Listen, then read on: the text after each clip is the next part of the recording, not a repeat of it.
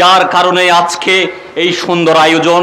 যিনি স্বপ্ন দ্রষ্টা বলা যায়, তারই হাত ধরে যিনি সৈয়দ মৌলানা ইসহাক সাহেব, আসলে ওনাদের সাথে ওনাদের প্রতি আমি কৃতজ্ঞতা জানাচ্ছি এবং ওনাদের আত্মার মাগফিরাত কামনা করছি। এবং যার নাম না বললে হয় না, সেই ফজলুল করিম, যাদের কারণে আজকে এই সুন্দর আয়োজন, মহা আয়োজনের আজকের এই যে আয়োজন করা যাচ্ছে। এবং আমি স্পেশালি সবাইকে সালাম জানানোর সাথে সাথে from my Buddhist community I would like to thanks my heartfelt thanks, especially those who are came from the foreign country, especially they have had to sacrifice lots.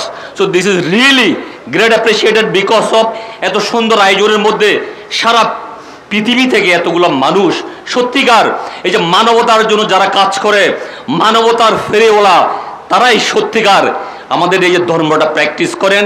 So আমি একটা জিনিস বিশ্বাস করি, আসলে what ever the religion, we have to become a good human.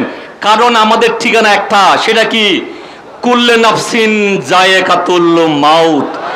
এটা যদি সত্যিকার আমরা বিশ্বাস করি, আমাদেরকে কি প্রয়োজন? একজন ভালো মানুষ প্রয়োজন, যার জন্য প্রয়োজন গুড গভর্নেন্স। অনেক ভাইয়েরা কথা বলতেছিল গুড গভর্নেন্স নিয়ে, আসলে যেটা আজকে সারা আমাদের দেশে গত 54 বছর ধরে স্টাবলিশড হয় নাই। এই জন্য ভালো মানুষের প্রয়োজন।